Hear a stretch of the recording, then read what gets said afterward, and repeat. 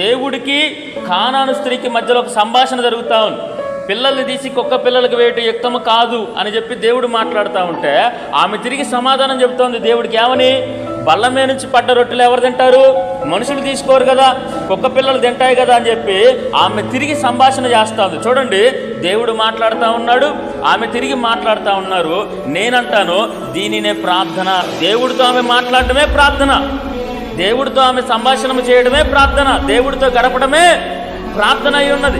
ఒక్క మాట కూడా ఆయన మాట్లాడలేదంట, సమాధానం చెప్పట్లేదంట.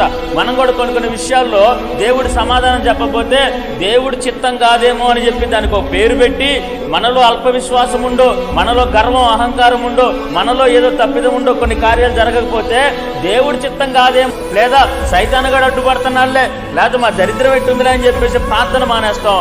అట్లా ఉండకుండా పట్టుదలగా ప్రార్థన చేయాలి.